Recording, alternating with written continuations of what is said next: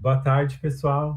A gente está aqui em mais um do lado de dentro e hoje é em especial, refletindo a Semana da Consciência Negra, né? A gente vai exibir o filme USP 7% e na sequência a gente vai falar com o Daniel Mello, que é o diretor, roteirista e produtor do filme. Esse filme, USP 7%, né, é um documentário que surge da constatação visual de que os negros, pretos e pardos são muito poucos entre os alunos e professores da Universidade de São Paulo. Porém, essa ausência não foi o suficiente para sensibilizar a instituição, uma das maiores e mais importantes do país, para adotar cotas raciais. Isso já foi atualizado, a gente vai falar sobre isso aqui também, mesmo após a medida ter sido implantada por lei em 2012, em várias federais. A história dessa discussão dentro do campo da USP é contada pelos militantes que, desde a década de 80, lutam para aumentar a presença dos negros dentro das salas de aula, e também de algumas pessoas que anseiam participar, entrar na USP, né? Eu acho que o filme já está pronto para a gente exibir. A gente vai exibir o filme, são menos de 15 minutos, e na sequência a gente volta aqui. Eu não me apresentei ainda para vocês, se bem que você já deve me conhecer de outras apresentações aqui. Eu sou o Edson San, coordenador aqui do Centro Cultural. Estão conosco aqui o Daniel Mello, que é o diretor, roteirista do filme, e o William. Bom, vou passar a palavra para eles, para dizerem um oi para vocês também, e na sequência a gente solta o filme. Daniel, William, tá com vocês. Oi, eu sou o Daniel, eu sou jornalista, documentarista, sou poeta também. Eu dirigi e produzi um filme junto com o Bruno Bocchini, né? A gente lançou esse filme em 2015. Eu acho que o Edson já fez uma boa introdução aí para se ter uma ideia do que é. Eu espero que vocês gostem e sigam com a gente aí para o debate aí logo na sequência para a gente conversar um pouquinho. Eu sou o William, eu sou estudante de engenharia de computação, sou bolsista aqui no Centro Cultural e acho que é isso. A gente vai falar mais daqui a pouco e espero que vocês gostem tanto do filme quanto do debate. E como tinha tido aquela interrupção anteriormente, então que não saiu meu áudio, eu voltei para falar que eu sou aluna da USP também, eu faço arquitetura, eu estou responsável pela transmissão e por isso eu tô aqui com vocês e por isso às vezes eu vou sair, vou aparecer, mas eu tô aqui junto com vocês nesse bate-papo. Muito obrigada.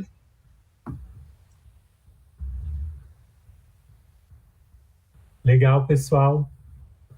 Para quem não tinha visto o filme, ficou aí mais uma oportunidade de vê-lo. E agora, voltando, eu vou apresentar aqui o Daniel.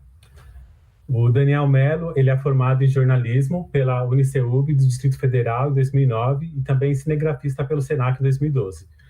Fez especialização em fotografia pela Fundação Armando Álvares Penteado, FAAP. Concluiu o curso com o vídeo Crespo, uma análise da experiência de ser negro em espaços embranquecidos. Ele trabalha como repórter na Agência Brasil desde 2009, onde cobre temas relacionados a políticas públicas e direitos humanos. E ele fez colaborações com reportagens investigativas para a agência pública Ponte Jornalismo, Vice e Intercept. Em 2015, estreou como diretor e coprodutor do documentário USP 7%, sobre o racismo estrutural e a luta por cotas na Universidade de São Paulo.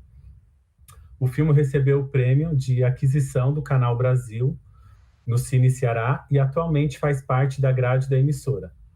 Em 2019, lançou o livro Gargalhando Vitória, Poemas da Cracolândia, pela editora Elefante, a partir da experiência como ativista contra a violência policial. Como a gente já percebe aqui pelo release, né, pelo currículo dele, ele é muito envolvido em várias causas, não só a questão do negro, mas outras questões sociais também. E de cara eu já queria passar a palavra para você, Daniel, e fazer uma pergunta aqui. Por que você escolheu abordar o racismo estrutural a partir da luta por cotas na USP? Oi, Edson, oi, William, oi, Stephanie. Então, a gente decidiu ali, a gente optou por esse tema, porque Primeiro, assim, tinha uma questão que esse tema estava muito forte no momento e a gente estava acompanhando como repórteres, eu e o Bruno somos repórteres da Agência Brasil, a gente estava acompanhando o tema, né? Então era uma coisa que para a gente ali estava chamando muita atenção. E como a gente coloca ali até algumas descrições, não sei o quê, do filme, quando a gente ia para a USP, era uma coisa que, né, assim, o Bruno, ele cursou jornalismo na PUC, mas depois ele fez história na USP. Chama muita atenção, realmente, assim, você vê que, assim, ainda mais naquela época, acho que mais ainda, você, assim, acho que vê, não, você não vê pessoas negras no campus, né? E as pessoas negras claramente estarem nos setores ali dos serviços e até numa posição, assim, né, até a questão trabalhista ali colocada também, que nessa posição de terceirizado, né? Assim, uma precarização muito forte, né? Então, era uma coisa que chamava muita atenção.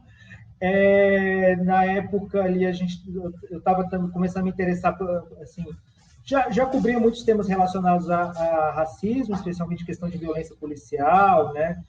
Mas começar, assim, eu tenho um viés meio econômico das coisas, assim, né? Uma maneira de ver o mundo mais, digamos assim, por essas estruturas. Então, assim, e a gente começou também a pensar assim, né, essa USP como esse espaço de poder, né, um lugar que forma os dirigentes no Brasil, né, assim, da esquerda e da direita, né, a gente pensa assim, prefeitos de São Paulo, né, Maluf, Kassab, Haddad, todos vêm ali da USP, né, e recentemente, inclusive, rolou um debate muito interessante na Folha de São Paulo, a partir de um filme que foi lançado esse ano, ganhou o Festival É Tudo Verdade, que é o Libelu, né, que é sobre um movimento estudantil que tinha na Universidade de São Paulo ali, mais ou menos também na época que começa a se discutir cotas, apesar do filme do Libelu passar ao largo disso, mas é um movimento de esquerda que tem sua importância ali na luta na fase final da ditadura. E, assim, provavelmente vocês conhecem algumas figuras que passaram por esse movimento, que são figuras que ganham destaque na esquerda, ou seja, vão ocupar espaços de poder depois, né? Então, você tem ali o Palocci, acho que talvez seja a figura mais conhecida, mas você tem articulistas importantes, tipo Demetrio Magnoli, Reinaldo Azevedo, Paulo Moreira Leite, né? Você tem pessoas que foram dirigiram a EBC, né, a empresa que eu trabalho, que é o Eugênio Butti, o Ricardo Mello, são pessoas que vão ocupar cargos de destaque, né? Então, assim, o diretor do Libelão, inclusive, pediu para, quando fosse exibido pela Folha, fosse exibido o USP 7%, porque a gente teve esse diálogo, né? A gente é amigo, né? A gente teve esse diálogo, desse entendimento também da USP como esse espaço de poder central, e era um espaço que eu também falei muitas vezes sobre isso, que eu achava que faltava muita luz, né? Assim,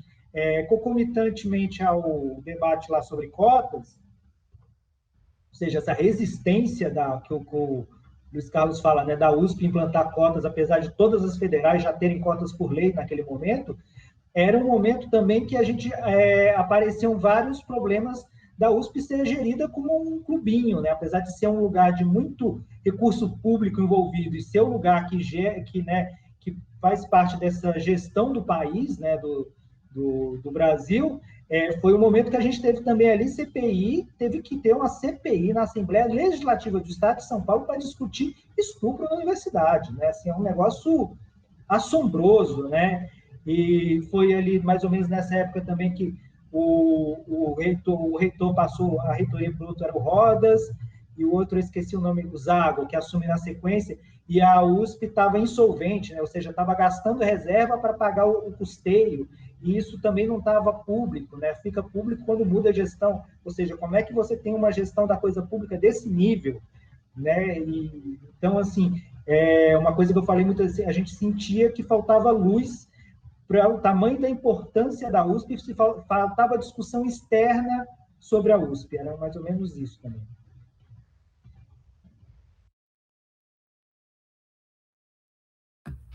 Legal, Daniel, já foi uma bela introdução. O filme, o que eu percebo na arte como um todo é que a gente traz assuntos que precisam ser ditos e a gente contribui para uma mudança social, cultural. E assim, pensando nisso, a USP de 2012 para 2020 mudou um pouco esses números de cotas, né? Se não me engano, agora são 40% que tem entre alunos cotistas da rede pública, negros e pardos e indígena.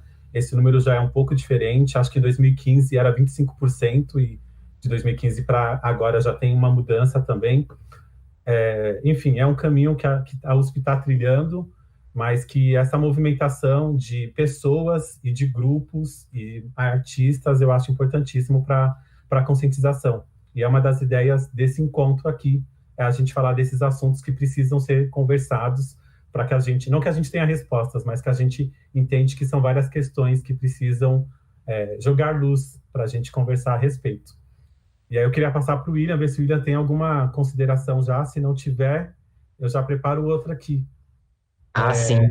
Já tem, William? Então é contigo. Acho que é isso. Eu vou deixar uma questão, né?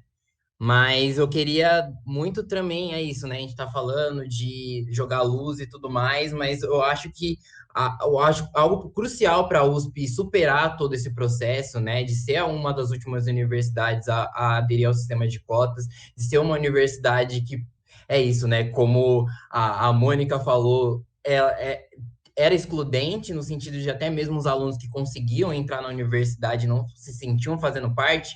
Ela precisa ter esse ambiente, né? Um ambiente em que a universidade olha para si mesmo, olha para sua história e olha de uma forma crítica, né? Querendo ou não, o estado de São Paulo tem uma história complexa, né? Em que, na verdade, a USP é a universidade onde que tem a pesquisa mais desenvolvida sobre a história de São Paulo, principalmente com o Florestan Fernandes, e é muito...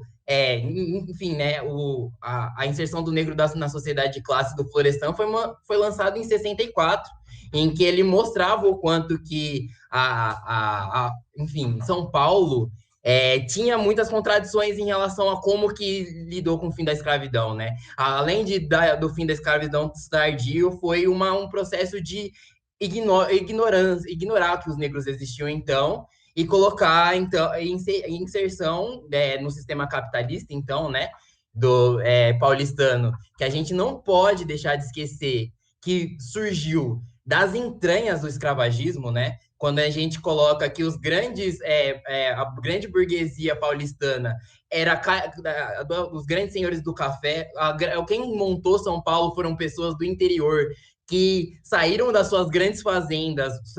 São Carlos do Pinhal, né? A gente não pode esquecer que São Carlos do Pinhal existe, e não é à toa que a USP está aqui, o FSCar está aqui, porque tinha aqui uma grande fazenda de escravos que construiu a cidade, que depois deu base para ela se industrializar e ter ciência, né? A mesma coisa da Unicamp e Barão Geraldo, que foi uma das maiores fazendas de café do Brasil, e também foi a última universidade, né, junto com a USP, a aderir ao sistema de cotas, né? Então, acho que é isso. Para a gente conseguir superar, a USP não pode repetir a sua história, né?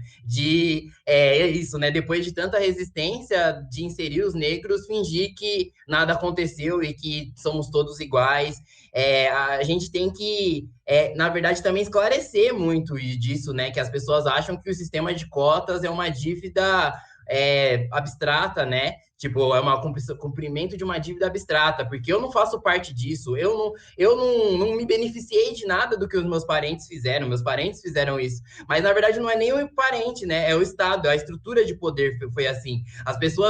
Os imigrantes europeus estavam aqui exatamente por um plano do Estado, né? As pessoas entraram na USP feito por uma universidade, né? Que na sua concepção tinha na Europa como a base, né, da inteligência, a base de tudo que tinha da ciência, e trouxe europeus, inclusive, europeus da Alemanha, da Itália, inclusive em 37, né, em que a gente tinha já muito dentro das universidades de muitas instituições da Europa, um sistema eugenista, né? Então, da Alemanha, Itália, da França, da Inglaterra, colocou essas pessoas para liderar a USP com seus alunos que eram imigrantes europeus, né? Então, existe toda essa história que não pode ser ignorada, né? Mas eu acho que, tipo, muito avançou, muito avançou, e aí a conquista das cotas, na verdade, é o começo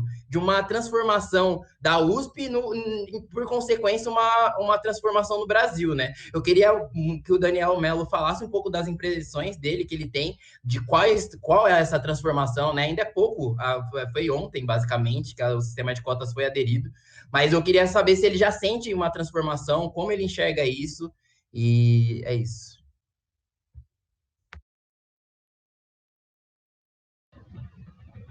Bom, o que eu percebo, assim, que, na verdade, assim, a implantação das cotas em 2012 e depois em 2015, 16 ali na USP, ela vem já num processo de transformação do país, né? Assim, eu acho que de um acúmulo de muitos anos, né, de muita luta ali, a gente, né, como a gente fazendo, para mim, acho que está muito recente esse paralelo dessa conversa que eu tive com o Diógenes em relação ao Libelu, né? Você pega, você vê ali esse grupo de esquerda branco, foi mais fácil para eles elegerem um presidente do que o movimento negro que estava ali mais ou menos no mesmo tempo, né? Começa mais ou menos junto com eles ali a implantar cotas na USP, né? Para você ter o tamanho dos abismos, das dificuldades que a população negra enfrenta no país, né? Mas eu acho que a gente já vinha ali no embalo de vitórias, né? Assim, embalo de conquistas que começaram, acho que muito antes da gente, né? Acho que no USP a gente tenta contemplar isso, né? Quando a gente traz ali a Regina e, né, traz a Mônica e a Fernanda, a gente mostrar que existe um acúmulo, né? Então, bom, eu acho que ali felizmente, a gente lança ali o USP no auge assim, desse acúmulo. Eu acho que vai para além dessas conquistas no institucional, mas também conquistas simbólicas, né? Eu acho que hoje, por exemplo, a gente fala racismo estrutural, todo mundo sabe que é racismo estrutural. Em 2015 eu falava racismo estrutural, era novidade. As pessoas, nossa, que ideia legal que você está trazendo aí, né? Tipo, então, assim, hoje em dia está, né, tá no Roda Viva o professor Silvio de Almeida falando de racismo estrutural. Então, e eu acho que muitas vezes a gente fala aí também de retrocesso na política, somente a política institucional, quando a gente vê essa presidência que a gente tem eleita aí, mas eu acho que também é uma reação, né, desses grupos, né, como o William estava falando, grupos aí que sempre detiveram o poder, né, e que eu vejo associados ao que a gente chama de liberalismo, neoliberalismo, de reagir a essas conquistas, né? Eu vejo, assim, na verdade, nós temos um movimento muito vitorioso e tem uma reação a essas conquistas, né? As pessoas estão, acho que também é preciosa a fala da Regina, né? Agora as pessoas olham para a linha do horizonte, né? Não é só que elas estão na USP, elas estão lá para exigir, como o William está pontuando aí, exigir, quero permanência, quero bolsa, quero, né?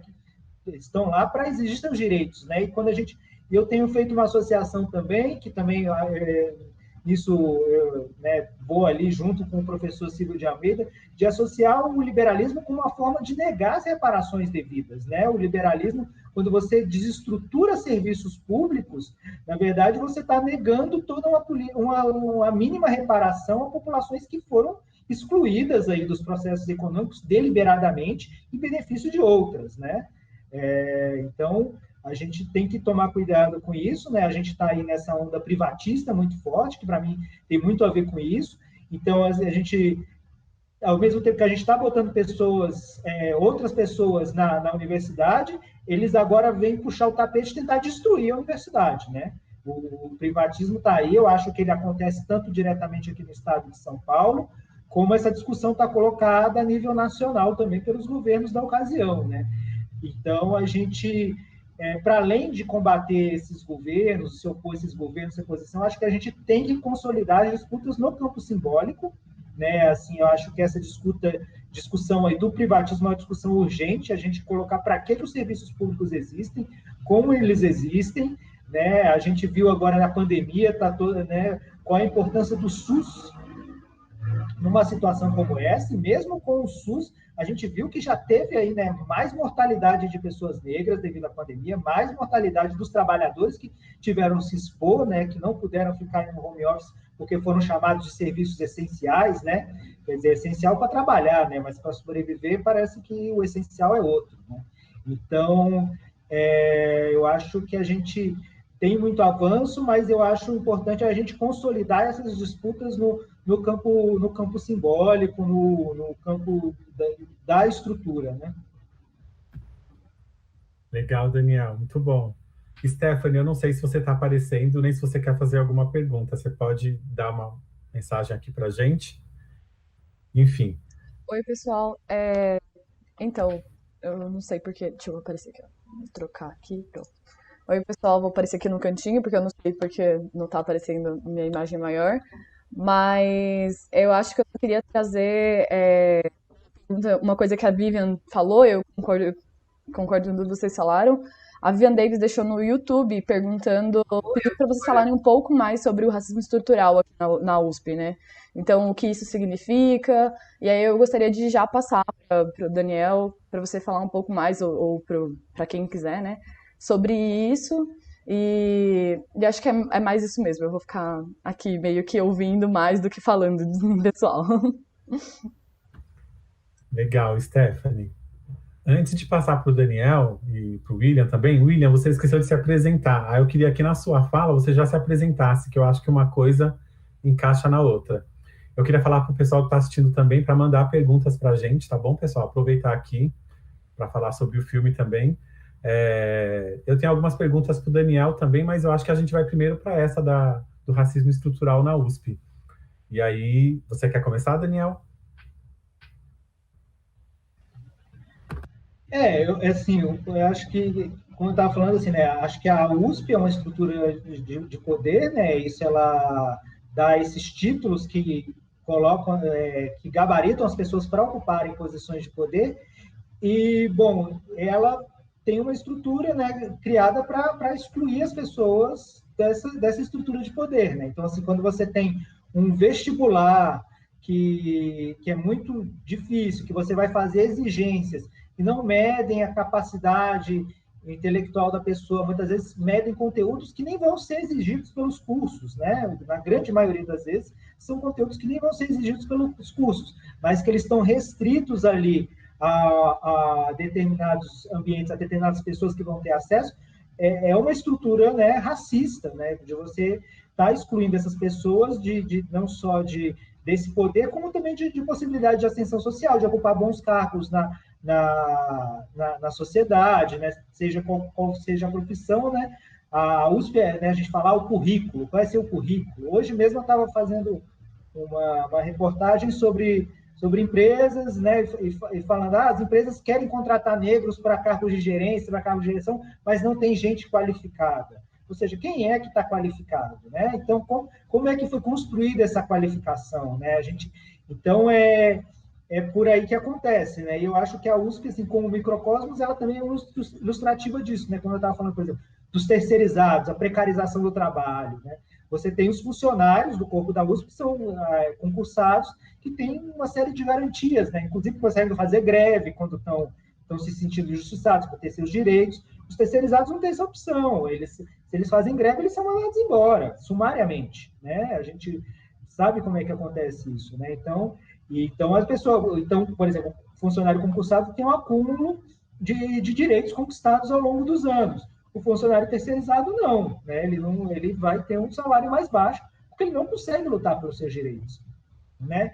Isso são como as coisas estão estruturadas, né? Tem os professores, né? O professor titular da USP, ele tem uma certa posição, né? Tem umas certas garantias, né? Então, e qual é a dificuldade? Quer dizer, já é difícil você ser aluno. Como é que você vai se tornar professor, né? Então, assim, né, assim, como é que você vai fazer aí um sanduíche em Paris para poder depois conseguir uma vaga nas sociais, né, de titular? Então, são uma série de dificuldades, né? Assim, são cursos que às vezes exigem quase uma diletância, né? Então, assim, você tem que ter seus pais conseguirem te manter para você conseguir concluir bem aquele curso, né? Ou você conseguir concluir com um nível para conseguir prestar esse concurso para professor, e mesmo assim, depois, assim, além da questão dessa discussão meritocrática, existe também, a gente tem que deixar claro, quando eu falei de jogar luz na USP, que existem ali, né, assim, né, esses clubinhos, né, existe ali apadrinhamentos que também fazem parte dessas relações estruturais, né, gente que estudou desde a mesma escola, desde que era criança, né, e vai sempre junto ali, né, então, assim, a gente vê essas estruturas para derrubá-las, né? Para a gente ter um lugar que realmente seja inclusivo. E eu acho que assim, e a gente tem essa questão também, assim, acho que num outro aspecto assim, o déficit de vagas do ensino público, né, superior, né? A gente não tem vaga para todo mundo, né? A gente está lutando por cotas, numa perspectiva de botar pessoas negras lá e que isso ajude a gente a mudar essa estrutura, né? As cotas também têm essa questão preciosa que a pessoa tem um engajamento da pessoa se colocar como negra e concorrer como cotista ali, né? Tem os fraudadores, os pilantras, mas a gente colocar as pessoas para assumir esse lugar, porque depois a gente precisa lutar para expandir as vagas no ensino superior também, né? Não dá para a gente ter só, né, esse limite, não sei se dá nem 15% de ensino público superior no estado de São Paulo, né? A gente precisa ter universidade pública para a maioria, né? Não dá para a maioria estar na mão dos particulares e muitos de qualidade inferior, né? A maior parte das pessoas tem que ter acesso a ensino público de qualidade, a ensino superior, do nível superior de qualidade, né? Então, são vários pontos, né? Assim, acho que a pergunta foi em aberto, depois se a pessoa quiser refinar algum ponto para aprofundar, mas acho que me ocorrem esses vários pontos, né, sobre esse assunto. William, quer continuar? Eu posso comentar algumas coisas, né? É que essa pergunta fala sobre muita coisa mesmo, né? E então acho que eu vou continuar o que eu tô fazendo de, enfim, pegar o âmbito mais total, né? E trazer para o âmbito pessoal. Eu, por exemplo, já começando a falar quem sou eu, né? Eu sou aluno da USP desde 2015. Atualmente, eu faço parte da direção do alojamento, né? E é isso, eu entrei em matemática aplicada. Eu sou uma pessoa oriunda de São Paulo, né? Da cidade de São Paulo, sou oriundo de Itaquera, né? Que é aí um lugar populoso e tudo mais, e que tem sua história também. E é isso, né? Eu acho que esse documentário eu me senti muito, muito tocado, porque pelo menos em duas pessoas eu me enxergo muito, né? E eu acho que em duas fases da minha vida. Primeiro na Fernanda, que é isso, né? De trabalhar. Em nenhum momento da minha vida eu tive o direito de não trabalhar desde os meus 16 anos, né? Isso é a realidade de basicamente todos os jovens da periferia de São Paulo e de muitos lugares. E nos meus colegas de curso, eu vejo que isso é uma raridade, né? De pessoas que já trabalharam e principalmente que tiveram que trabalhar, né? E para mim, o racismo estrutural na USP, pessoalmente, é isso, eu vou começar pessoal, depois eu destrincho.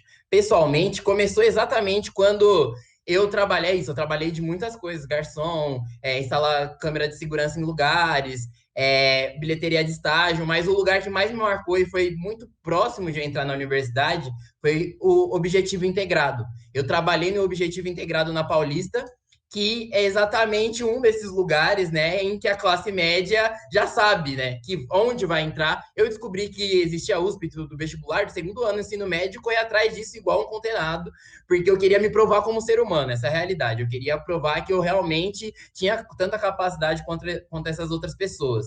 Mas é isso, na minha experiência de entrar na USP, eu era a pessoa que era o segurança, que era a pessoa que aplicava a prova e ficava olhando se ninguém colava, porque por algum motivo eles terceirizam esse trabalho lá dentro do Objetivo. Eu era a pessoa que acompanhava as pessoas no banheiro e sempre foi um olhar de cima para baixo, de qual curso que a pessoa ia entrar na USP, enquanto eu pensava se eu ia entrar algum dia.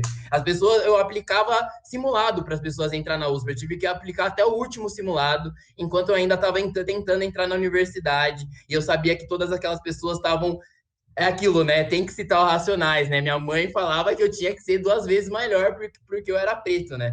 Eu tinha que estudar e trabalhar, eu tinha que me remoer, mas a gente tá 100 anos atrasado, né? A USP, se a gente pegar a faculdade de Direito da USP, é da época da escravidão, é 1827, ainda tinha escravidão no Brasil.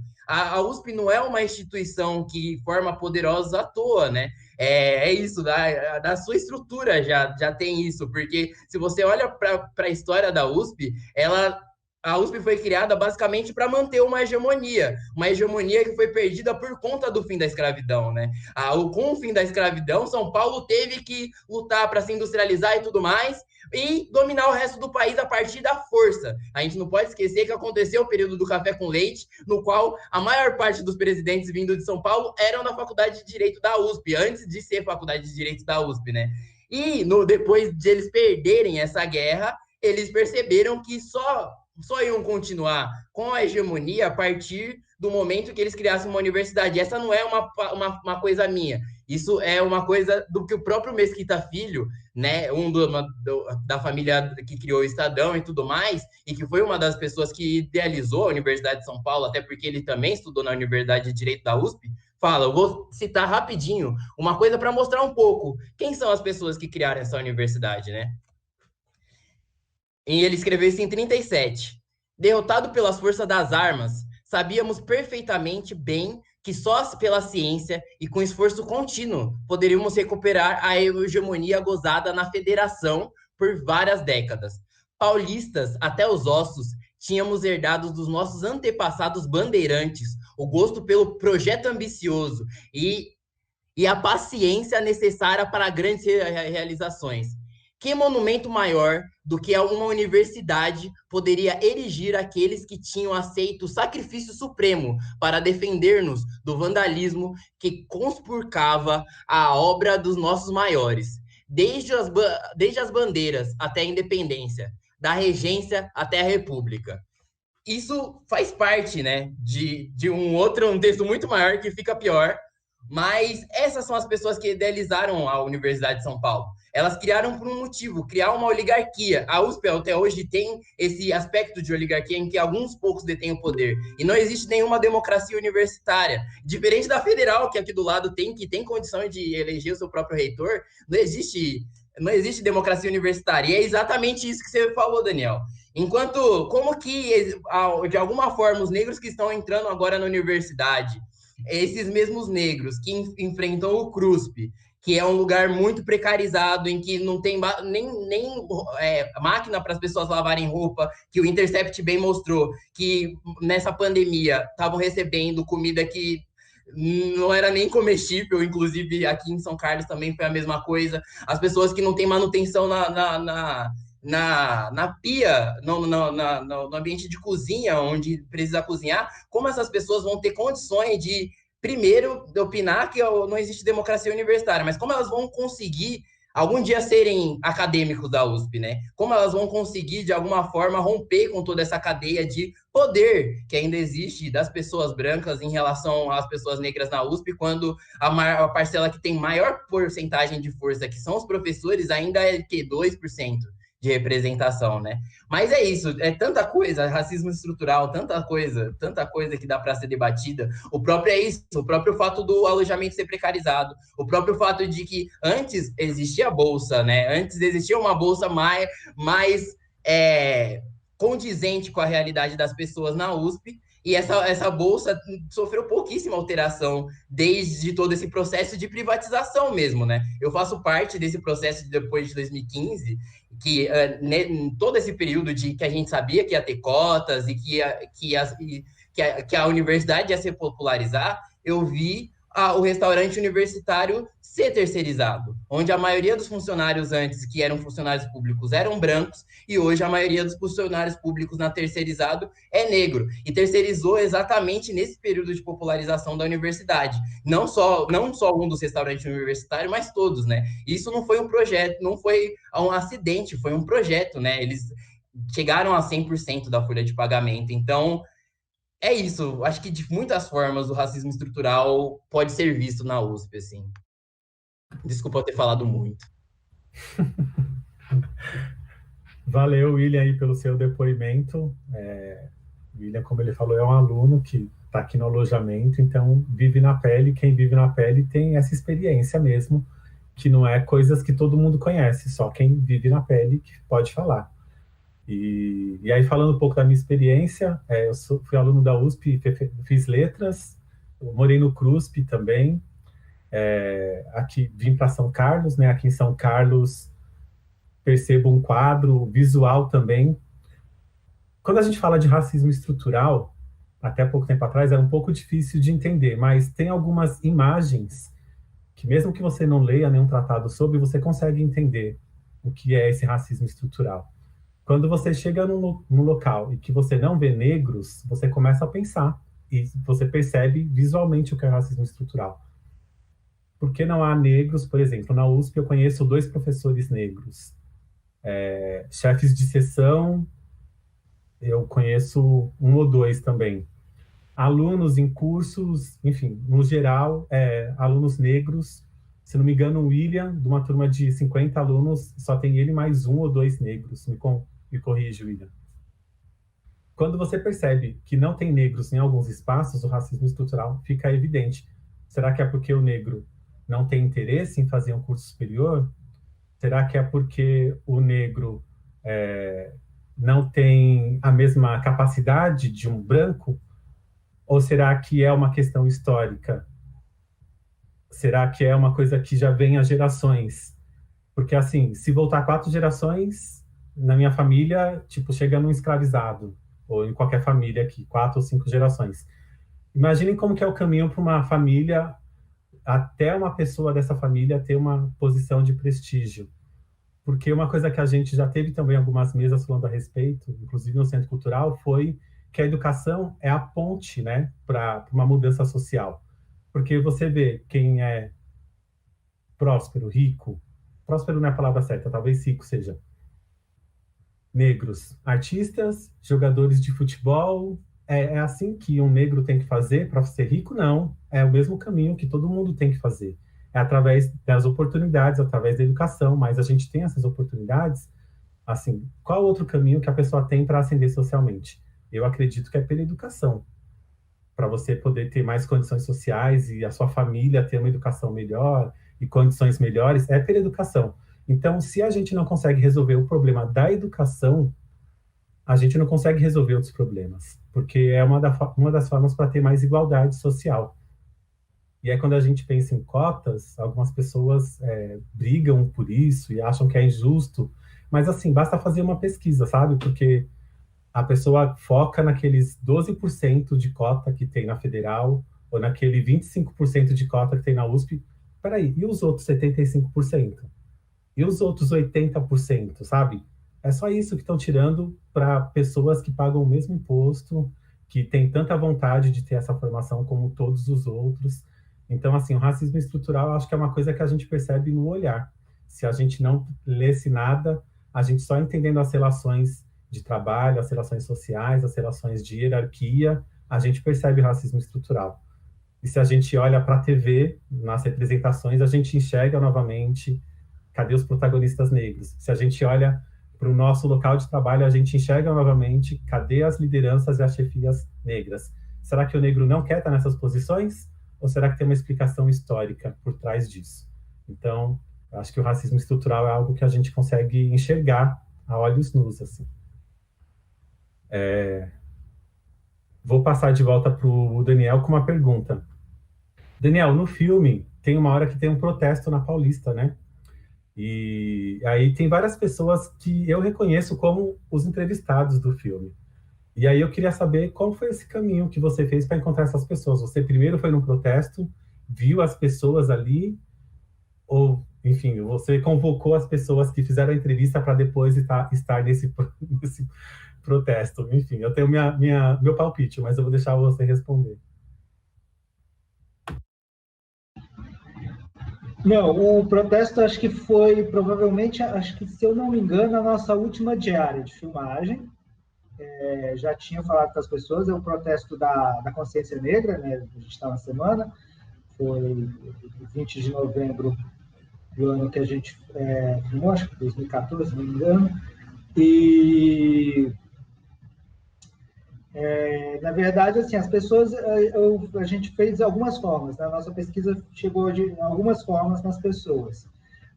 A Mônica, eu cheguei nela através de um artigo que ela tinha escrito, na época teve alguma repercussão desse caso dela,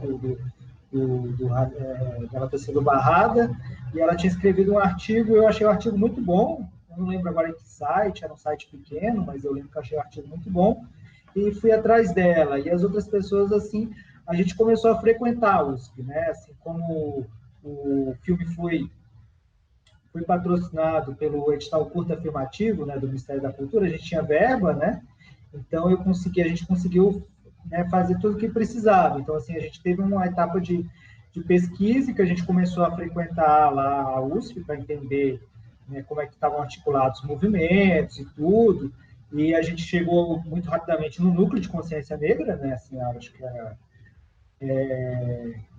ele era muito simbólico, né? Porque o núcleo, inclusive, agora ele está numa nova sede, mas antes ele era um barracão que ficou lá, quase caindo aos pedaços.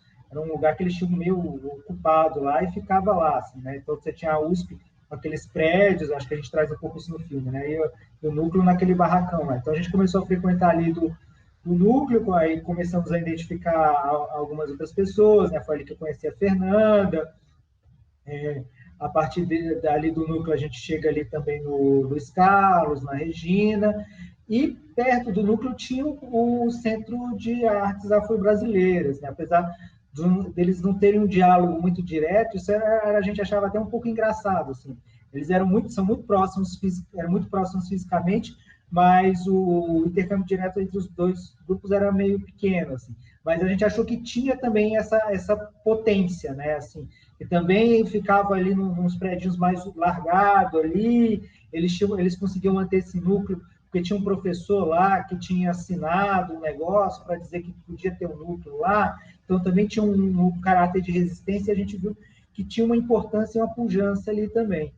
E então a gente foi meio que chegando ali nessa pesquisa e as pessoas se reuniram muito naturalmente, a gente não fez nenhum combinado com elas na manifestação do 20 de novembro.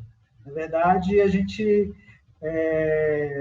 de início, a gente chegava filmando as pessoas meio furtivamente, depois a gente ia lá cumprimentava, como é que você está, não sei o quê. Então, foi meio por aí nossos caminhos, assim, acho. Não sei se respondi tudo que você queria saber. Respondeu, e muito legal esse caminho aí, orgânico, natural. Muito bom também. E assim, eu vi um vídeo que você fala de alguma dificuldade que você teve de acessar espaços da USP e que o seu colega produtor também, e também diretor do filme, não teve. Eu queria que você contasse um pouco dessa história pra gente. Também nessa fase da pesquisa, né, a gente estava procurando um lugar, eu acho que na época, para entrevistar a Mônica. Aquela entrevista que a gente faz ali, não sei se vocês conhecem, é a Faculdade de Saúde Pública. Mas, de início, a gente tinha cogitado a possibilidade de fazer ali no gramado da medicina, que tem um gramado muito parecido também, né, uma área gramada ali. E aí o Bruno falou, eu estava mais nessa função, né, o Bruno, né, eu tinha conseguido umas folgas, o Bruno estava trabalhando, o Bruno falou, vai lá na medicina, dá uma olhada lá, ver se você acha um lugar, um banquinho para a gente fazer lá, não sei o quê. Eu fui lá tentar entrar e fui barrado da mesma maneira que a Mônica, né? Mas eu não tinha nem carteirinha, porque eu nunca tinha sido da USP, né? Eu não tive nenhum que falar, o cara me barrou, eu, tá bom, né? Não consigo entrar, né? Aí eu falei, pô, Bruno, aqui na medicina não dá nem para entrar. Ele achou estranho, nossa, mas aí ele me contou que, na verdade, ele até estacionava o carro dentro da faculdade de medicina, ele que é branco, para resolver assunto pessoal dele, do outro lado da rua. Tipo, ele usava o estacionamento e tipo, ninguém o abordava, ninguém o interpelava, nada. Ele estacionava o carro lá e resolvia a vida dele, dava joinha pro vigia e depois voltava e tudo. Então, ele até estranhou que existisse algum controle ali. De tão... A gente vê, assim, né, quando a gente fala de privilégio branco, né, e tudo assim, é isso. Para ele, era uma coisa tão naturalizada. Ele, nossa, realmente existe um controle aí, né? As pessoas são barradas. Não, esses segurança, eles não são só figurativos, né? Que para ele tinha todos esses vigias, toda essa parada de segurança tinha uma função meio figurativa. E para mim, e para a Mônica, era imediato a função de interditar o acesso, né? Que a gente traz isso como como real e metafórica em relação ao USP no filme, né? Quando a gente fala de racismo estrutural, eu acho que esses exemplos explicam. Porque, assim, não é pessoal. O cara não estava perseguindo o Daniel Mello. É um racismo estrutural. É o Daniel, ou é o William, ou é o Edson, ou é a Stephanie, é qualquer um que tenha a certa aparência. A estrutura diz que o segurança tem que entrevistar e tem que perguntar o que quer fazer ali dentro. Eu Sim. acho que esses exemplos são. Eu fico muito preocupado com a questão didática. Às vezes a gente que está muito por dentro entende colorismo, racismo estrutural. Só que assim, as pessoas que estão ouvindo estão voando. Assim, o que é isso? É bom que pesquisam, mas é bom também que às vezes a gente tem uns exemplos claros para falar, né? E acho que esse exemplo é claro. E também eu acho que acaba explicando o privilégio branco, né? Não sei se tem algum outro exemplo aí que você queira dar também, mas a gente queria perguntar isso para você falar um pouco do que seria isso de privilégio branco. Eu acho que já é um exemplo aí na produção do filme. Você teria algum outro que você gostaria de falar com a gente? Não sei se eu tenho algum outro exemplo assim na manga, assim, né? Acho que me ocorreu, mas é isso, né? A gente entender que, né, as pessoas brancas entenderem que coisas às vezes que para elas são muito simples, estão muito na mão né, estão muito facilitadas, para outras pessoas não, né? Então assim, quando a gente fala cotas, aí vai lá o rapaz, pô, mas eu estudei tanto para passar na medicina, fiquei 2 anos fazendo cursinho e tal. Mas tem um rapaz que não vai conseguir estudar, ele não vai conseguir passar nem com 3, porque ele vai ter que trabalhar num período, né? Então, você tem que entender, né, que as coisas já estão num patamar muito facilitado para você, então num patamar muito facilitado, justamente que tem uma exploração estrutural das pessoas negras, né? Assim, enquanto você está lá só estudando, tem alguém fazendo a sua comida, tem gente passando a sua roupa, tem gente cuidando do seu carro, né? Então, como que está diferenciado, né, essa estrutura, né? Por exemplo, acho que a gente, sei lá, aprofundando no exemplo do Bruno, né? O Bruno não tinha que se preocupar nem com o carro dele, ele pode deixar o carro dele para o vigia de uma instituição pública cuidar e o cara nem se questiona disso, entendeu? E, né, assim, é um negócio, assim, né, assim, eu digo vigia, né, assim, mas como né, e o Bruno também, mas como isso está tão dado, né, e as pessoas às vezes não percebem que esse lugar que elas estão ocupando, né, assim, acho que é importante você entender que lugar você está ocupando no mundo. Acho que quando a gente fala de privilégio branco, branquitude, né, tudo assim, acho que no final entender que é isso. O racismo não é só quando xinga uma pessoa negra, né, ou então você não xinga ninguém negro, então você está fora do racismo. Não, você está se beneficiando do racismo. Né? Você está sendo beneficiado todo o tempo. Né? Tudo está aí para te servir. Né? O mundo foi colocado para te servir. Isso tem um custo. E esse custo está sendo repassado para outras pessoas, são as pessoas negras, né? As pessoas mais pobres. Então, a gente tem que, acho que quando a gente, né, acho que o Edson fala desse didatismo, acho que então a gente marcar isso, né, e as pessoas entenderem, quando a gente fala, né, de privilégio, a gente falar isso, entender sua posição no mundo, né, entender como que apesar de você achar que você ter que se esforçar e achar que determinada coisa é difícil, não sei o quê, como está muito facilitado para você e está facilitado a custas de outras pessoas. Né? Posso deixar o Pessoal, eu vou fazer uma pergunta também. Me empolguei. É, uma questão, né, que eu sempre pensei é que as cotas, elas trouxeram o acesso à informação. Porque quando a gente coloca as cotas dentro do sistema, que é o Enem, que é um sistema onde todo mundo tem acesso, acredito que as pessoas começam a ter mais informação sobre a universidade pública, que é uma questão que vem para mim, né? Porque, por exemplo, eu sempre estudei escola pública, mas depois comecei a entrar em sistema de bolsas em escolas particulares. Então, eu não sabia que existia um sistema antes que era de uma bonificação em cima da sua nota do Enem, né? Do Enem não, da FUVEST, você tinha que fazer FUVEST, que era chamada de PASUSP, e aí tinha uma porcentagem em cima. Eu fui descobrir esse sistema que existe, né? Que existia, na verdade não existe mais, depois que eu entrei na USP, que me falaram, você é de escola pública, você não gostaria de ser embaixadora da USP, voltar na sua escola e falar, assim, como é a experiência de estar aqui? Aí eu conheci e realmente fui atrás. Então eu acho que essa informação de que, tipo, a USP era um lugar, sim, que você deveria estar ali, ou que sim, é o seu lugar de direito, que assim como de todo mundo, assim, esse acesso a essa informação não tinha, né? Então eu acredito que as cotas, ela foi muito importante para esse acesso. E aí eu trago a pergunta para você, né? Que é a luta por igualdade dos direitos. Ela começa nas cotas, começa ali, que aí a gente começa com a informação, começa a trazer pessoas pretas para dentro da universidade, começa a transformação do que o William falou, por exemplo, de ter 2% de professores na USP, né? Que eu acredito que no futuro, professores negros, né? Aí eu acredito que isso no futuro vai mudar, inclusive porque eu quero ser professora. Então, tipo assim, acredito que essa a diferença, né? A diferença que a gente vai trazer. Então, começou aí, mas ela não termina aí. E ela nem garante que essas pessoas pretas tenham acesso ao ensino público, ou garante que eles completem seus estudos, podendo acessar, tendo condições melhores de vidas, né? Porque, tipo, depois que você entra na universidade, a gente sabe muito bem que ali não é um local que, tipo, pelo menos eu não sei, acho que pra todos nós, né, que a gente sempre se pergunta o que a gente tá fazendo ali, será que aquele lugar é mesmo pra gente? Porque é uma coisa que eu sempre comento, brinco, né, que, tipo, assim, você sempre vê pessoas muito ricas e você acha que às vezes elas nem existem, assim. Aí, tipo, de repente você chega na universidade e ela é seu colega de classe, aí você fica, nossa, gente, mas eu nem sabia que era possível, entendeu?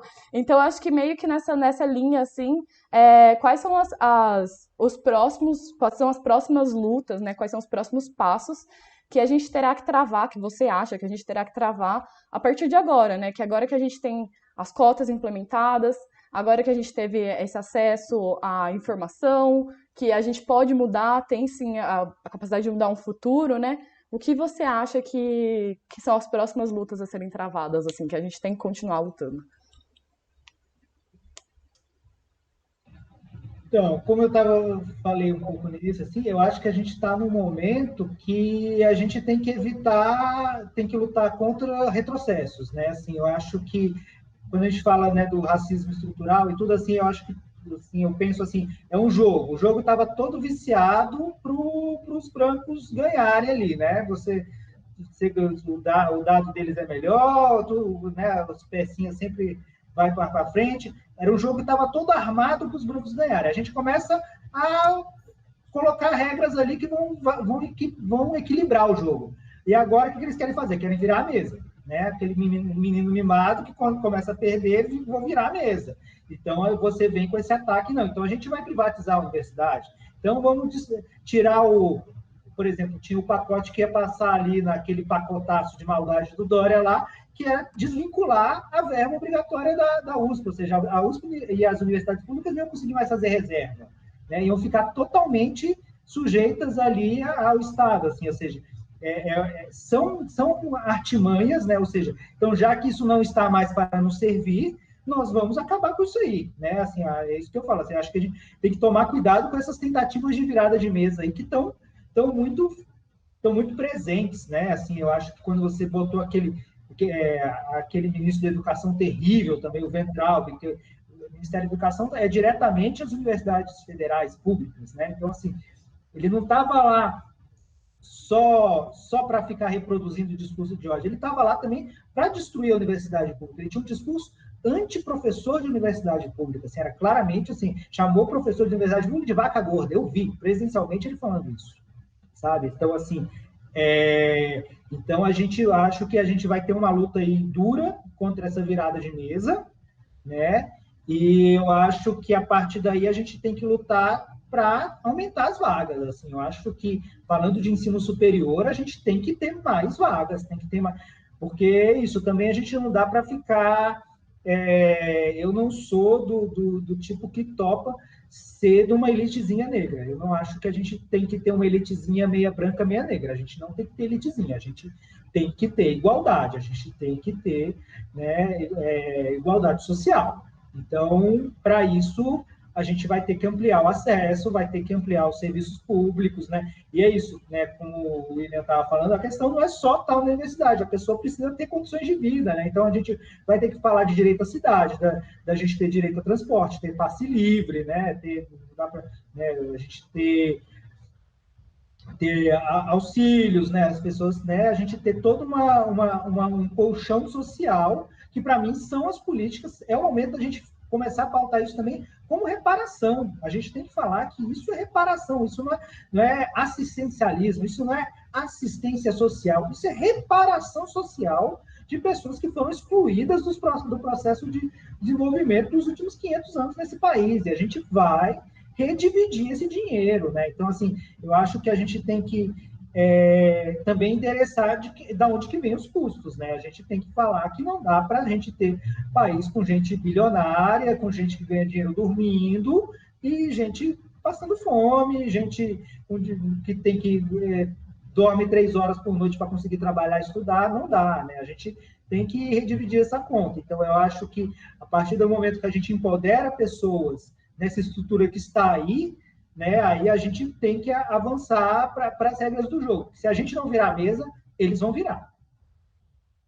Sim, só falando, tipo, eu gostei muito da sua fala, mas aí, tipo, só complementando, tipo, uma coisa que eu também acho que a gente tem que insistir, né, que para ficar aqui é em permanência estudantil, né, porque agora eu pego o auxílio moradia, mas por muito tempo eu morei no alojamento, então eu acredito que permanência estudantil é algo muito importante, porque, querendo ou não, essa coisa do direito à cidade, né, passe livre, tipo, permanência estudantil, ter onde a pessoa morar, porque não dá pra, tipo, como você falou, ter bilionários que, tipo, estão simplesmente dormindo e ganhando dinheiro enquanto a gente tá ali se matando, sabe? Então, tipo, é realmente necessário. E aí eu queria trazer uma outra questão pra tacar, assim, na roda, é que a gente ainda não tem um sistema de que vê as fraudes, né? Então, vocês estavam falando de privilégio, dessa questão das cotas mesmo, que elas foram implementadas, mas agora a gente não tem um sistema, pelo menos na USP, né? Eu sei que a Unicamp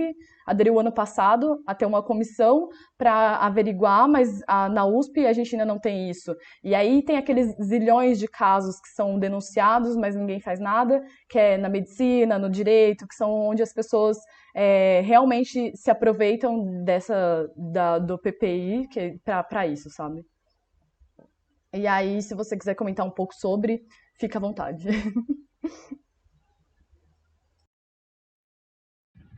Essa questão das fraudes, assim, eu acho, né, é muito triste, né, mas eu acho que a maneira como essa branquitude tem operado no país, né, no meio da trapaça, né, assim, eles realmente não têm escrúpulos, né, a gente já viu casos aí muito flagrantes, né, assim, de coisa, é sempre delicado a gente criar esses mecanismos, né? Assim, é um tipo de assunto assim que eu, sem ser provocado, não abordo, porque eu acho ele muito delicado. Assim, é uma coisa que eu acho que eu tenho que medir mais as palavras, mas porque a gente também tem, assim, né? O Edson citou assim, né? Entre, né, os temas que a gente trata no movimento negro mais profundamente, na questão do colorismo, né?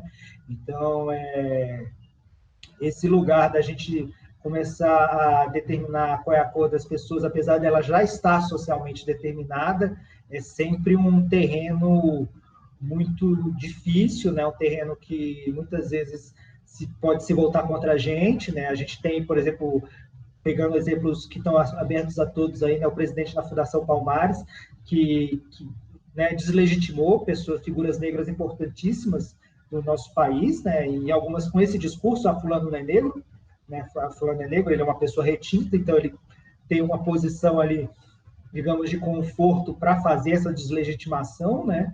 E a gente sabe que, na verdade, as pessoas são lidas como negras, né? A gente sabe muito bem quem é lido como negro, quem é lido como negro não tem dúvida que é lido como negro, né? E né, a gente teve recentemente uma pesquisa assim, né, que eu li, depois eu não consegui nem comentar, porque me deixa muito triste, né, de como que, né, pelo DNA, você vê que o DNA, 70% do DNA masculino no Brasil é um DNA branco, né, assim, ou seja, como que a sociedade foi construída nesse espólio de guerra, no estupro, né? Assim, então, como que esse embranquecimento, isso de quem é negro e quem não também tem essa herança pesada, né? Assim, essa discussão, ela mexe em traumas muito profundos, né?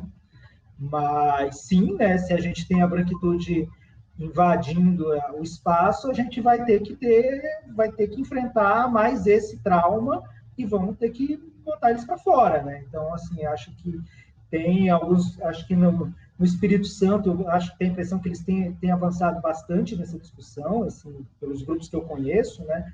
Até pelo filme, né? Eu comecei a acompanhar um grupo lá e eles têm a comissão lá e já expulsaram bastante gente que tentou, e eu acho que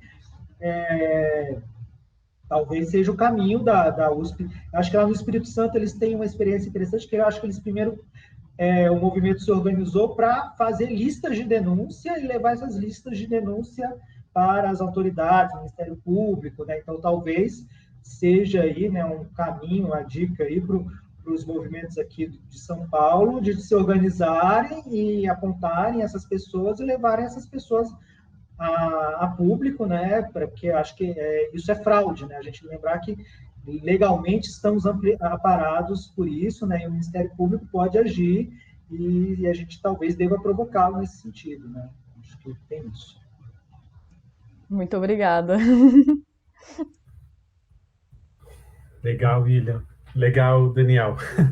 O William voltou aqui, caiu por um momentinho, mas já tá ok. Daniel, no filme, inclusive, eu não vou lembrar o nome da senhora, mas ela fala que algumas irmãs dela não se reconheciam como pessoas negras, né?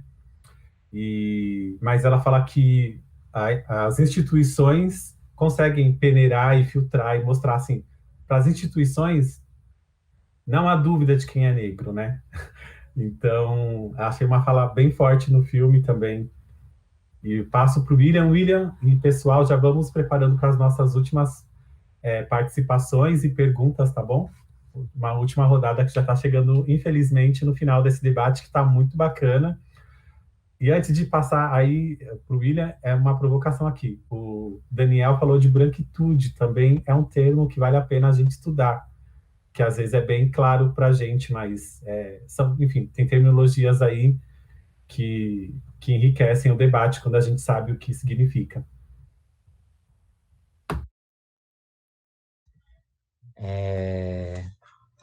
Tá muito rico, muito feliz esse debate, muito bom que esse filme, na verdade, também foi feito. Eu acho que é isso, né? A gente tá aqui, mas eu queria agradecer você e a todos vocês que fizeram, porque é isso, né? É um tema que acho que carece um pouco de historiografia, né? O que foi todo esse movimento, né? Foram 30 anos de luta pelas cotas na USP. E pelo menos ter um pouco desse registro já é muito significativo, né?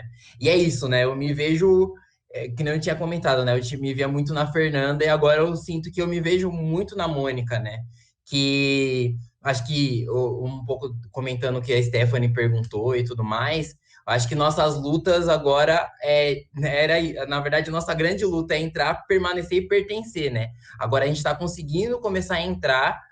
A permanência, eu acho que é isso, né? Seria muito simples a permanência se tivesse mais investimento nos alunos, prédios que as pessoas se sentissem, né? O CRUSP não tinha internet, ainda não tem internet, né? Então, tipo, dá o mínimo para os estudantes, é isso, né? Muitos dos negros, o que você disse de reparação histórica, muitos dos negros têm que entrar aqui ainda preocupados com a família, que é isso, né? Uma boca menos, uma boca a menos, mas também é uma mão a menos para ajudar em casa, né? Infelizmente, eu tive que fazer essa escolha muito difícil de largar minha mãe em São Paulo, sabendo que ela passa necessidade, vir para cá. E é isso, né? Que não é migalha. A gente exigir, tipo, sei lá, sabe? Até, sei lá, o mínimo, sei lá. A gente recebe R$ 400, mas será que um salário mínimo seria tão difícil pagar para a USP assim? Seria tão difícil mesmo? Sabendo que a Unicamp dá R$ 800 para os seus alunos, seus 800, R$ 900 de bolsa de permanência, sabe? Tipo, e é isso, né? A Unicamp, no limite, recebe menos dinheiro que a USP, né? E esses, não sei se isso é colocado dentro das... Mas eu acho que uma consideração que eu faço também é que o pertencer, né? esses casos que você disse, de é isso, você em tão pouco tempo pisando na USP já sofreu caso de racismo, e eu acho que, tipo, não é a gente imaginando que as pessoas negras agora vão estar dentro da universidade, que eles vão ter bom senso, né? Eu acho que uma das pautas seria, na verdade, uma educação mesmo, né? Tinha que ter uma educação para essas pessoas, para elas só não reproduzirem o que existe. O que, que é você ser um funcionário de segurança dentro do estado de São Paulo? É normalmente oprimir as pessoas negras. Então, a USP precisa ter mais essa responsabilidade, porque eu não só vivi, como já presenciei cenas absurdas, né? Tipo, uma delas tem um morador de rua branco e um estudante da Federal dentro do alojamento, numa área de lazer, o segurança da USP entrar e perguntar para a pessoa negra o que ela estava fazendo ali. E não preciso falar, né, qual roupa que a pessoa tava.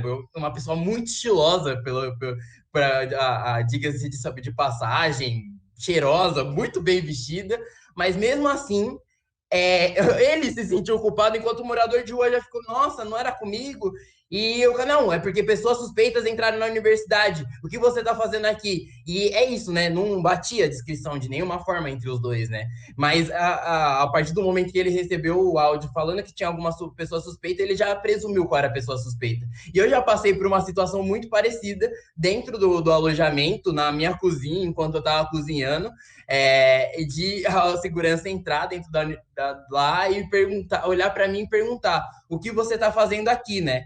E é isso, às vezes a gente já se pergunta muito, né? Quando a gente, como a Stephanie falou, quando a gente se depara com o nível da elite que a gente vive aqui, em que a gente tem muita dificuldade de fazer amizade com essas pessoas, porque elas têm visão de vida totalmente diferente. A maior parte dessas pessoas só conviveram com pessoas negras pela superioridade, né? Já é muito difícil, mas a partir do momento que a universidade está o tempo todo perguntando para você, né? As pessoas já, por exemplo, uma dessas situações, professor, 50% da sala zerar, quando eu era da matemática aplicada, e ele falar que as pessoas deveriam rever a sua trajetória e pensar se elas deveriam mesmo estar dentro da USP, né? Então, tipo, o tempo todo esse tipo de coisa. E, né, inclusive, desculpa, né? Voltando para essa situação do guarda, tinha duas pessoas dentro da cozinha nesse momento. Uma delas era branca. Depois de ele perguntar para mim o que eu estava fazendo, ele olhou para a pessoa e falou: "Você viu alguma pessoa suspeita?" Aí ele. E, tipo, óbvio que ele não vai ser o suspeito. E eu cheguei a questionar ele. Eu cheguei a falar que eu achava que ele estava sendo racista. Ele estava reproduzindo uma situação racista. E o que ele fez foi chamar o rádio, pedir a descrição. A descrição não batia comigo. Nem um pouco. Eu estava com roupas totalmente diferentes. Então, é isso, a gente tem que lutar por conseguir permanecer e pertencer aqui. Eu acho que pertencer permeia isso de a gente saber que não tem fraudadores, que a gente realmente tem mais dos nossos aqui. Isso é muito importante, a gente ter mais dos nossos aqui. E eu, inclusive, quando eu entrei, eram poucas pessoas negras que tinham no alojamento, a Stephanie era uma delas, era uma dessas poucas também. E o meu primeiro apelido no alojamento foi Senzala, vindo pelos alunos. E eu questionei ao alojamento isso e eles acharam isso natural. Porque eu era, nessa situação, a única pessoa negra, inclusive. E eu olhar para o lado e sentir que não tinha ninguém para me apoiar ali, a não ser eu mesmo. E eu fui infelizmente, forjado, né? A resistir a essa situação e que não deveria ser assim. A gente não deveria ter que se justificar por existir o tempo inteiro e essas coisas, eu acho que essas são as próximas páginas que a USP tem que virar. E até é isso, né? Eu também quero ser acadêmico, eu também quero ser professor, Stephanie, vamos nessa, porque eles falam pra gente o tempo todo que a gente não é capaz, mas a mudança vai vir também quando a gente tomar mais esses espaços de poder, e a gente, apesar deles dizerem o tempo todo, a gente tem que persistir nisso. E eu acho que é isso. Não sei se eu tenho mais perguntas. Eu agradeço a participação, agradeço esse evento acontecer dentro do Centro Cultural. Eu sou um aluno do Centro Cultural porque eu vi, a partir do momento que a USP aderiu ao sistema de cotas, o Centro Cultural sendo a única instituição a abrir o quanto que isso era importante, trazer pessoas negras para o palquinho. E eu falava, mano, essa pessoa, esse é o lugar que eu preciso trabalhar, sabe? É o único lugar da USP que eu me enxergo, sabe? Então é muito feliz disso estar acontecendo, é muito feliz do Centro Cultural continuar nessa trajetória. E é isso. Obrigado. Que legal, William. E que por mais espaço na USP, mais espaços na USP, enfim, conversem sobre essas coisas, que a gente jogue luz sobre esses assuntos, porque são realidades que a gente, no mínimo, tem que conhecer. No mínimo, assim, você tem que saber o que acontece dentro da universidade, porque é o primeiro passo para que as pessoas tomem ações, é saber o que está acontecendo. Uma observação. Eu gostaria que todo mundo que tem dúvida sobre cota pesquisasse um pouco antes de achar que o aluno negro está roubando a vaga de alguém, porque assim, são tão poucas vagas que tem gente negra, tipo, a porcentagem de universidade para universidade muda, estaduais, federais, mas assim, se não me engano, na federal, em 2013, o ano que eu fiz, era 12% para negro indígena, sabe? E tinha gente reclamando, não consegui entrar na federal porque um cotista tomou minha vaga. Eu falei, sério? Esses 12% tomaram sua vaga e os outros 88%, tipo, pesquisem um pouco. Na USP também, embora esteja melhorando os números, né? Acho que está em 40 e a previsão ou a meta é chegar em 45, mas em escola pública a gente tem realmente um problema aí de vagas. A gente tem várias outras questões que estão junto com essa, né? Que é a questão de vagas, que a questão, uma coisa não anula a outra. Tem gente que fala assim, tem que melhorar o ensino básico. Tem que melhorar o ensino básico, mas uma coisa não anula a outra. Tipo, tem que melhorar o ensino básico, tem que melhorar o ensino fundamental e tem que ter cotas, até que a nossa sociedade dê oportunidade para todo mundo, não que a gente veja sempre as mesmas pessoas nos cargos de liderança, nas profissões de prestígio. Então, pesquise um pouco antes de falar mal de cota, isso é para todo mundo, porque, enfim, tem muita coisa para ser feita e tem muito pouca gente atendida. Daniel, tem mais alguma consideração aí? Alguma pergunta que a gente não fez que você queria responder sobre o filme ou sobre a sua história? Tem uma pergunta que acho que a Vivi mandou, para você falar também um pouco do seu livro, pelo menos uma sinopse para a gente, e já estamos caminhando para o encerramento. Desculpa só cortar, né, a parte que agora o Daniel foi buscar alguma coisa, então eu vou aproveitar para falar de novo, porque eu esqueci de ligar meu microfone, então não estava dando para me ouvir. Mas enquanto o Daniel volta, eu vou falar que o que eu tinha comentado é que muito obrigada, né, Daniel, por ter feito esse curta, ele é muito importante para todos nós. Eu acho que foi o start, né? Eles começaram e agora a gente vai dar um jeito de fazer o que o William tinha falado, né? De permanecer, de entrar, pertencer e permanecer, desculpa, agora eu me confundi. E aí a gente vai sim vai continuar lutando por isso. E eu só tinha agradecido e comentado que o Caio tinha me perguntado sobre o embaixador da USP, e eu falei que esse projeto não existe mais. Era um projeto, como eu estou há muitos anos na USP, porque eu mudei de curso, né? Então, esse projeto é de quando eu entrei, assim, então ele não existe mais, mas assim, eu comentei que sempre que a gente puder falar em escolas públicas ou só pela gente mesmo puder gritar para os quatro cantos, assim, que a universidade é pública, ela é pública de direito, é para todos nós e que nós temos que estar ali para que a gente possa mudar esse jogo e não deixarem as pessoas virarem o jogo, entendeu?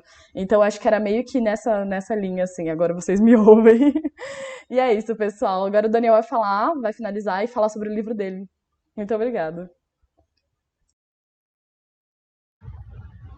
Oi, gente, acho que eu que agradeço a oportunidade de estar aqui com vocês, assim, acho que não só para falar, mas acho que ouvir, eu e o Bruno, a gente fica muito contente, assim, acho que quando a gente sente essa ressonância, assim, sente que depois desse tempo que o filme foi lançado, ainda tem essa ressonância com as pessoas. Para mim é muito legal quando o William fala, eu me vejo nesses personagens, assim, espero que um dia você se veja ali também como o Luiz Carlos, como um cara que lutou bastante aí no movimento, e a gente vai ter muitas conquistas para contar daqui a 30 anos.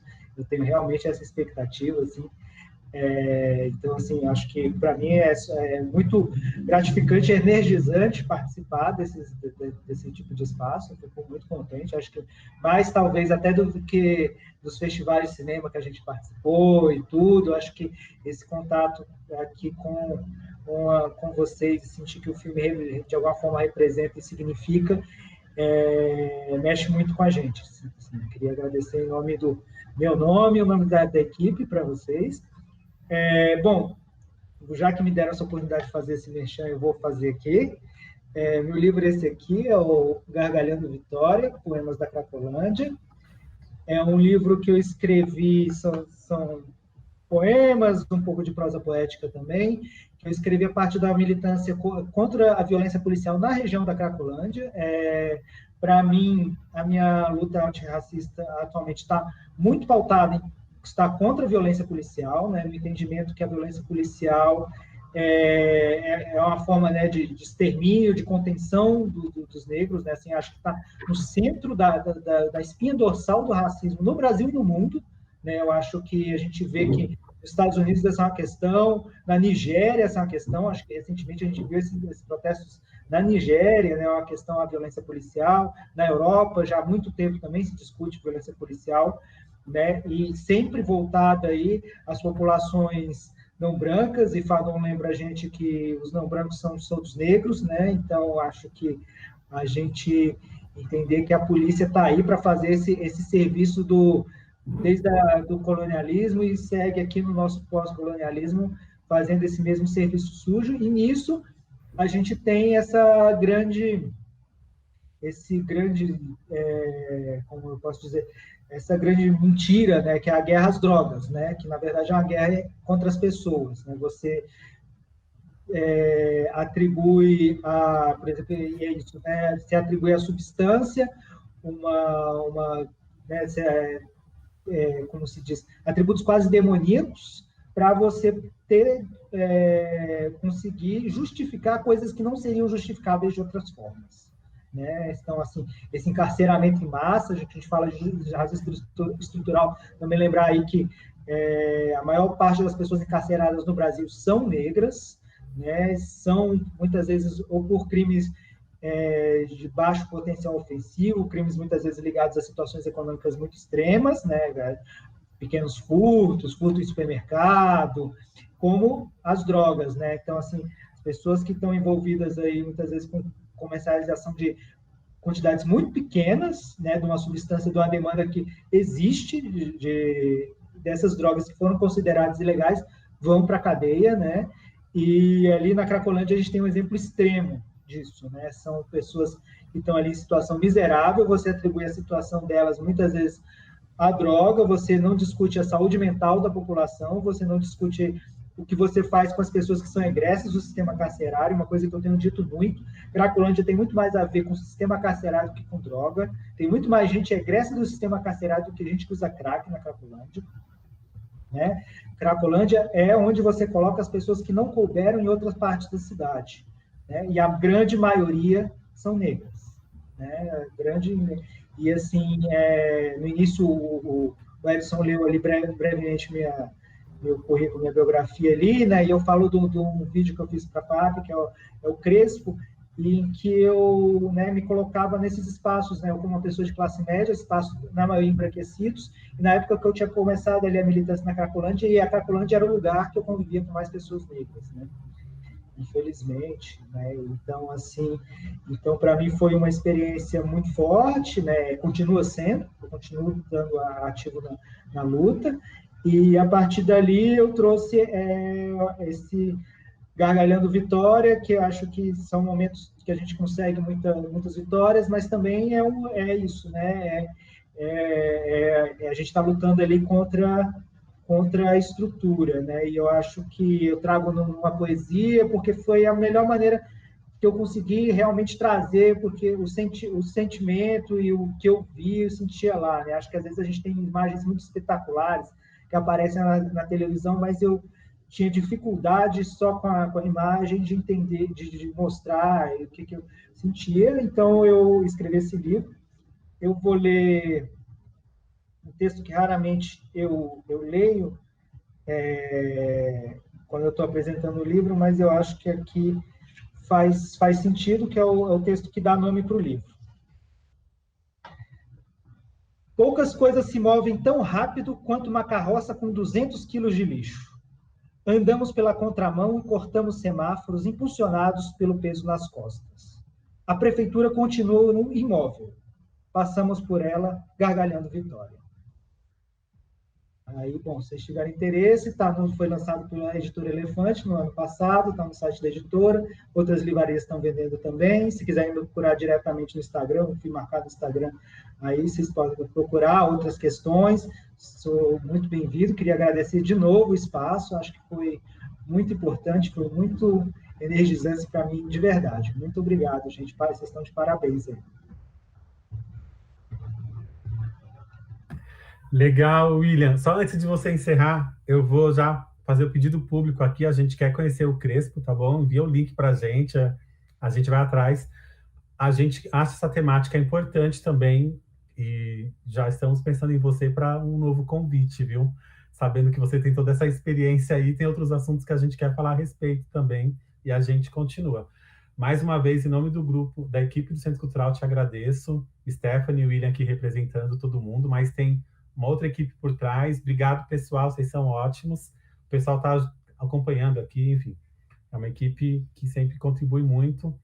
E a gente te agradece, William, participar com a gente. Esse material vai ficar gravado e é um conteúdo permanente isso aqui. É um conteúdo que eu vou outras vezes voltar aqui para ver algumas falas e lembrar de algumas coisas, de me energizar também. Obrigado, William. Um abraço. Obrigado, Daniel. Um abraço. E obrigado, Stephanie. Troquei nome aí. Muito obrigada, Daniel.